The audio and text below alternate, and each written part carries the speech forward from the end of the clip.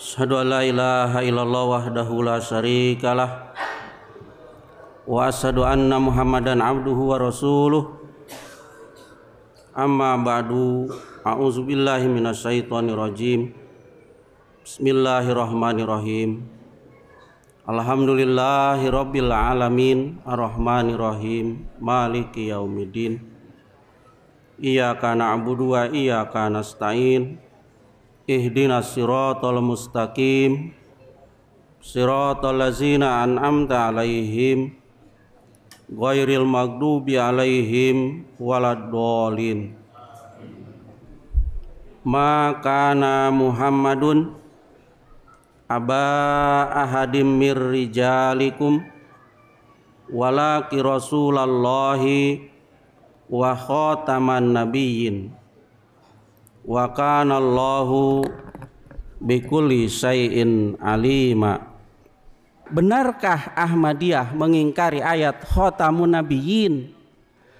Benarkah Ahmadiyah mengingkari Nabi Muhammad sebagai khatamun nabiyyin? Dan benarkah Ahmadiyah meyakini Mirza Ghulam Ahmad sebagai nabi? Bapak-bapak, dalam forum ini saya ingin memberikan klarifikasi tentang itu, dan bapak-bapak, ibu-ibu perlu betul-betul paham supaya bisa memberikan penjelasan. Jadi dalam forum ini saya ingin menyampaikan klarifikasi tentang itu. Dan saya ingin sampaikan dalam forum ini, akidah Ahmadiyah tidak sedikit pun menyimpang atau keluar dari akidah Islam. Ahmadiyah berakidah sesuai dengan akidah 6 rukun iman dan beribadah sesuai dengan 5 rukun Islam. Ahmadiyah beriman dengan teguh Allah itu Esa dan Muhammad adalah Nabi dan Rasulnya. Ahmadiyah meyakini la ilaha illallah Muhammadur Rasulullah dan mengikrarkan kalimat syahadat asyhadu alla ilaha illallah wa asyhadu anna Muhammadar Rasulullah.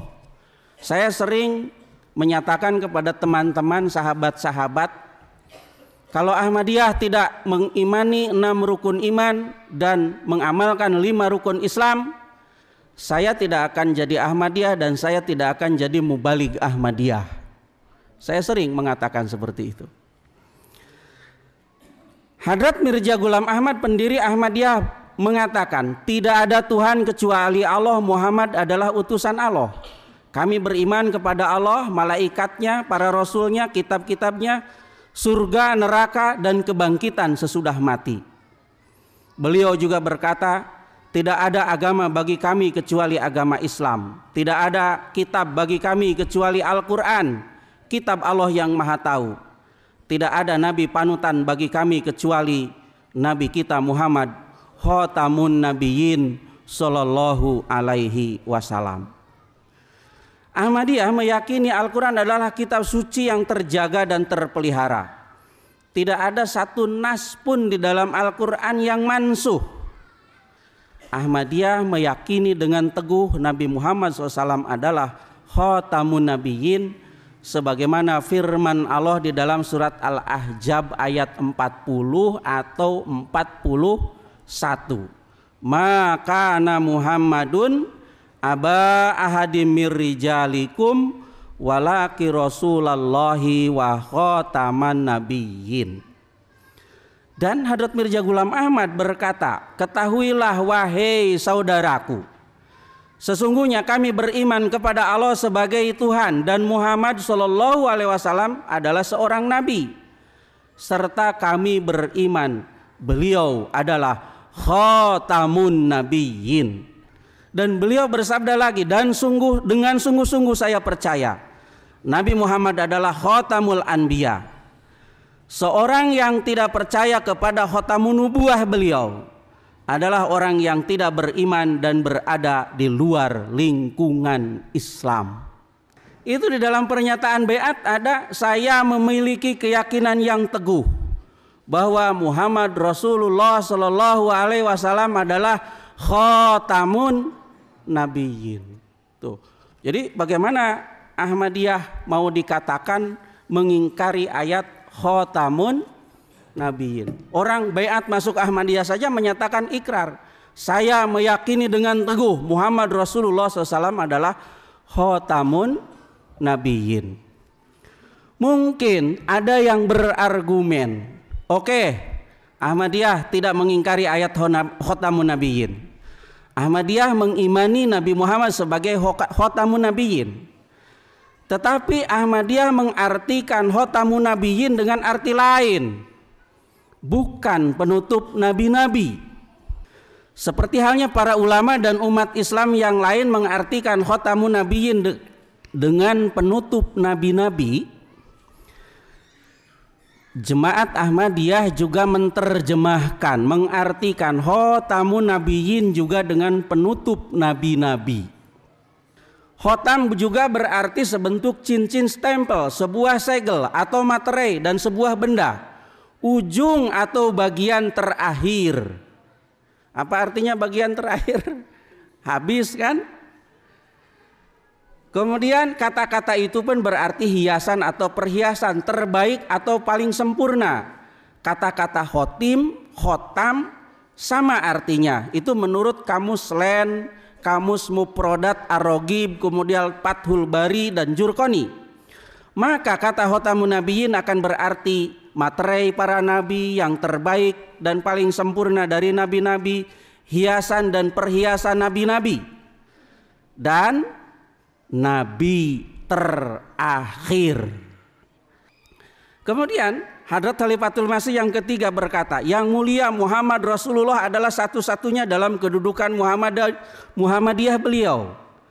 Selain beliau tidak ada orang lain yang memperoleh kedudukan itu. Beliau adalah khotamun nabiyyin, dan dari segi pengangkatan atau ketinggian rohani beliau adalah nabi terakhir. Beliau Shallallahu Alaihi Wasallam sudah menjadi nabi terakhir sejak saat Adam belum menjadi nabi, bahkan belum dianugerahi wujud jasmani. Khotamun nabiyyin dalam arti penutup nabi-nabi dalam Jemaat Ahmadiyah bahkan memiliki pengertian yang lebih luas. Lebih luas dari yang dipahami umat Islam. Pertama, penutup nabi-nabi kaumi, yaitu nabi-nabi yang bersifat kebangsaan. Yang kedua, penutup nabi tasri dan gairi tasri mustakil, nabi yang membawa syariat dan nabi yang tidak membawa syariat dan berdiri sendiri. Yang ketiga, penutup nabi lama, seperti Nabi Isa yang diyakini umat Islam akan datang di akhir zaman. Karena Nabi Muhammad SAW adalah khotamun nabiyyin, menurut keyakinan Ahmadiyah, nabi lama seperti Nabi Isa tidak bisa dan tidak boleh datang. Sebab kalau datang akan merusak segel khotamun nabiyyin SAW.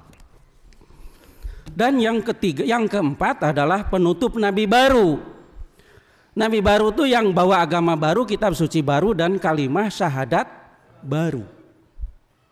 Hadrat Mirza Ghulam Ahmad berkata, saya dengan sangat yakin dan dengan pendawaan mengatakan, potensi-potensi nubuah telah berakhir pada wujud Rasulullah. Orang yang menegakkan suatu silsilah baru menentang beliau dan yang memisahkan diri dari kenabian beliau, lalu memaparkan satu kebenaran dan meninggalkan mata air kenabian itu adalah pendusta dan penipu.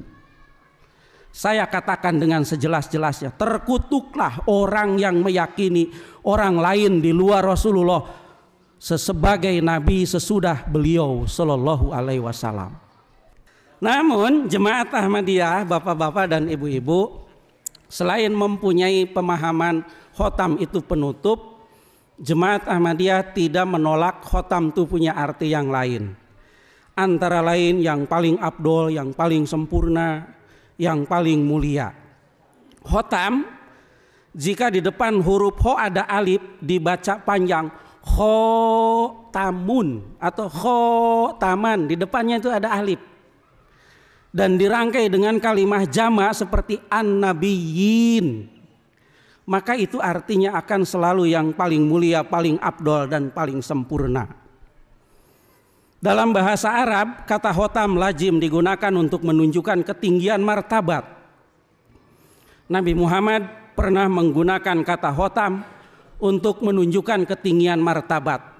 Kepada Khalifah Umar, Nabi Muhammad bersabda, "Itma'inna ya Umar, fa innaka khotamul muhajirina fil hijrah kama ana khotamun nabiyina fin nubuwah." Tenangkanlah hatimu wahai Umar, sesungguhnya engkau adalah muhajir terbaik. Tuh, Nabi Muhammad menggunakan kata khotam sebagai yang terbaik. Sebagaimana aku adalah nabi terbaik. Kepada Khalifah Ali, Nabi Muhammad pun bersabda, "Ana khotamul anbiya wa anta ya Ali khotamul auliya." Aku adalah nabi terbaik di antara nabi-nabi dan engkau wahai Ali adalah wali terbaik di antara wali-wali. Ya. Dalam bahasa Arab, kelaziman kata khotam digunakan untuk menunjukkan ketinggian martabat, itu sampai hari ini masih digunakan. Contoh, penyair Abu Tamam dijuluki Khotamus Syu'ara, Sayyidina Ali disebut Khotamul Aulia, Syekh Najib dijuluki Khotamul Fuqaha, Syekh Rashid Ridho dijuluki Khotamul Mufassirin. Khotam yang disematkan kepada para tokoh tersebut digunakan untuk menunjukkan ketinggian martabat. Julukan Khotamus Syu'ara, Khotamul Aulia, Khotamul Fuqaha, Khotamul Mufassirin artinya tiada lain selain penyair terbaik, wali terbaik, faqih terbaik, mufassir terbaik. Kalau diterjemahkan penutup mufassir, apa sih relevansinya? Nggak ada. Khotamun Nabiyyin juga punya arti selain yang paling mulia, paling afdol, materai, cap stempel. Dalam artian bapak-bapak, tidak ada nabi yang dibenarkan baik di masa lalu maupun di masa yang akan datang tanpa pengesahan cap stempel Nabi kita Muhammad Sallallahu Alaihi Wasallam. Kemudian selain berarti penutup yang paling mulia, paling afdol, cincin, cap dan stempel, Khotamun Nabiyyin juga dalam pandangan Ahmadiyah mempunyai arti pembuka, yaitu Nabi Muhammad adalah satu-satu dalam Al-Quran. Bapak-bapak harus diingat, Nabi Muhammad adalah satu-satunya nabi yang dapat garansi dari Allah kalau diikuti akan menyampaikan orang yang mengikutinya mencapai 4 makom rohani: an-nabi, as-siddiq, as-syuhada, as-solihin. Wa may yuti'illah wa rasul fa ulaika ma'allazina an'amallah minan nabiyyin wasiddiqin wasyuhada wassolihin. Hal ini menunjukkan Khotamun Nabiyyin dalam pemahaman Jemaat Ahmadiyah berarti juga pembuka, yaitu pembuka pintu kenabian yang menjadi nabi karena mengikuti nabi dan menjadi pengikut Nabi kita Muhammad Sallallahu Alaihi Wasallam.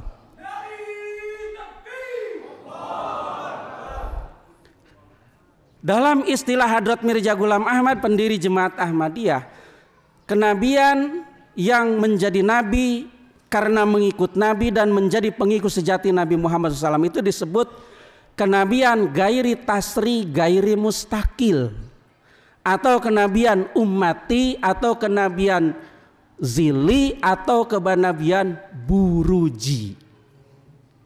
Ini orang-orang Ahmadiyah ini harus hafal di luar kepala tuh istilah-istilah itu. Disebut kenabian gairi tasri, gairi mustakil karena ia tidak membawa syariat dan tidak bersendiri sendiri.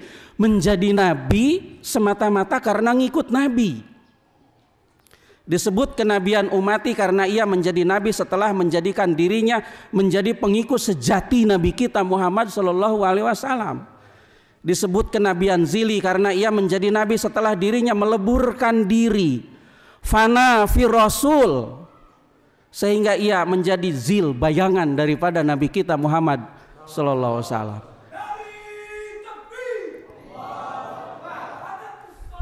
Sallallahu Alaihi Wasallam. Disebut kenabian buruji karena ia menjadi nabi setelah meleburkan diri fana fi Rasul sallallahu alaihi wasallam, sehingga ia menjadi buruj, menjadi cerminan, menjadi pantulan dari kenabian Nabi kita Muhammad sallallahu alaihi wasallam. Di atas telah dikemukakan pendapat MUI bahwa Mirza Ghulam Ahmad telah nyata-nyata mengaku dirinya sebagai nabi, maka ia telah keluar dari Islam. Bahwa beriman dengan orang yang mengaku dirinya nabi hukumnya sama dengan yang diimaninya.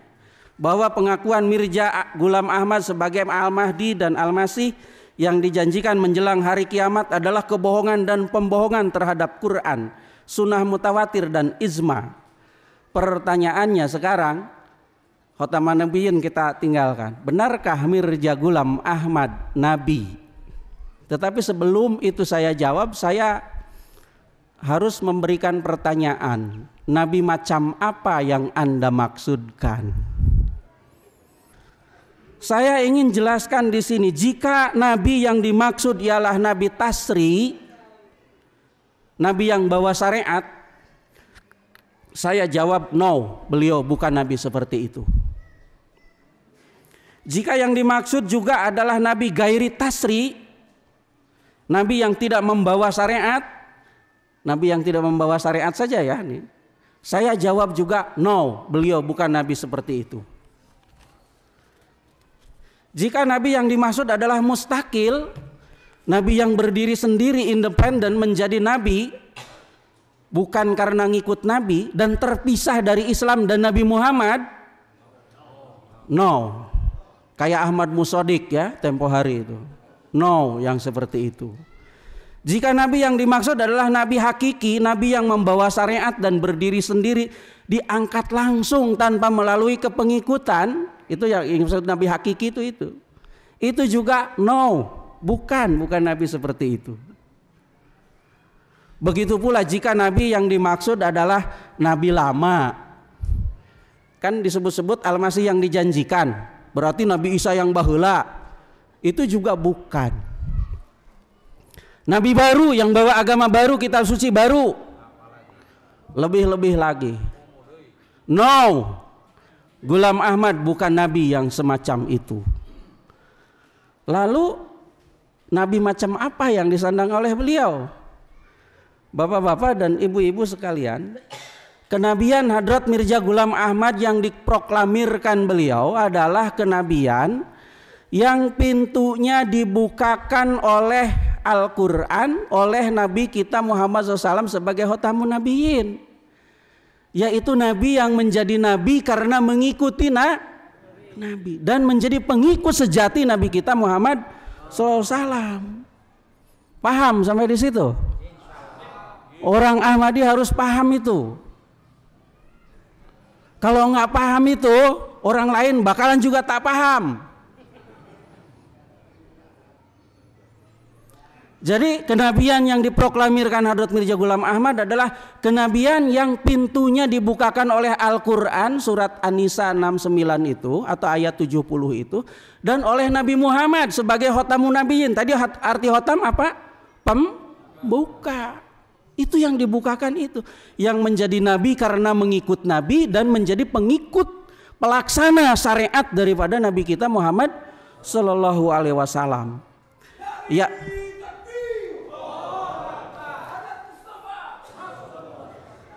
Dalam istilah pendiri Jemaat Ahmadiyah, kenabian seperti itu disebut nabi gairi tasri, gairi mustakil, tidak membawa syariat dan tidak berdiri sendiri.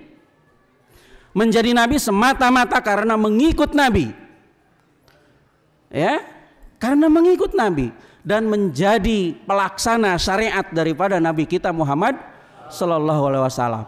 Makanya akidah Ahmadiyah tidak sedikit pun keluar dari Islam, tidak sedikit pun keluar dari Al-Quran, dan Ahmadiyah punya keyakinan keluar sehelai rambut pun dari syariat Al-Quran itu adalah suatu dosa yang sangat besar. Itu bapak-bapak dan ibu-ibu sekalian, kedudukan kenabian yang diproklamirkan Hadrat Mirza Ghulam Ahmad alaihi salam. Dan beliau sendiri berkata, ringkasnya, kenabian dan kerasulan saya adalah berdasarkan kedudukan sebagai Muhammad dan Ahmad, bukan berdasarkan diri saya sendiri.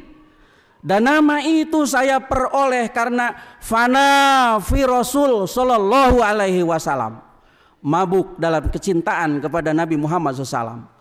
Oleh karena itu makna khatamun nabiyyin tidak terganggu. Itu pengakuan beliau.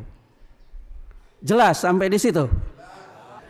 Diutusnya Nabi Muhammad SAW di dalam Al-Quran itu disebutkan sebagai karunia bagi orang-orang yang beriman. Laqad manallahu 'alal mu'minina iz ba'atsa fihim rasulan min anfusihim. Sungguh Allah telah memberi karunia kepada orang-orang yang beriman ketika Allah mengutus di antara mereka seorang rasul dari antara golongan mereka sendiri. Kedatangan Nabi Muhammad dikatakan sebagai karunia bagi orang-orang yang beriman. Bapak-bapak dan ibu-ibu sekalian, diutusnya Hadrat Mirja Ghulam Ahmad sebagai ummati Nabi, zilun Nabi, buruzin Nabi, Nabi gairi tasri, gairi mustaqil, ya. Juga itu merupakan karunia, disebutkan Al-Quran karunia dari Allah Ta'ala. Setelah surat An-Nisa ayat 69 atau ayat 70, dalam ayat ke-70 atau 71-nya dikatakan zalika fadlullah, zalika fadlu minallah. Itulah karunia dari Allah. Bapak-bapak, di dalam Al-Quran mengatakan la rodda li fadlihi. Janganlah sekali-kali kamu menolak karunia Allah. Sampai di sini uraian saya selesai. Dua hal sudah saya jelaskan. Masalah keyakinan Ahmadiyah kepada Nabi Muhammad sebagai khatamun nabiyyin dan masalah kedudukan Hadrat Mirja Ghulam Ahmad. Jika ada yang masih keliru memahami, kesalahan bukan pada saya Ahmadiyah. Kesalahan ada pada mereka yang keliru dan selalu keliru memahami. Berbahagialah mereka yang telah menerima karunia Allah Nabi Muhammad SAW, Nabi Tasri Mustaqil. Nabi Muhammad itu Tasri Mustaqil, yang membawa syariat dan berdiri sendiri. Dalam istilah lain disebut Nabi Hakiki. Dan berbahagialah yang telah menerima Hadrat Mirja Ghulam Ahmad, Nabi gairi tasri, gairi mustaqil. Nabi yang tidak membawa syariat dan tidak berdiri sendiri, menjadi Nabi semata-mata karena mengikut Nabi fana fi Rasul sallallahu alaihi wasallam, yang dalam istilah lain disebut Nabi ummati, Nabi zili, Nabi buruji. Hadanallahu wa iyyakum azmain. Wassalamualaikum warahmatullahi wabarakatuh.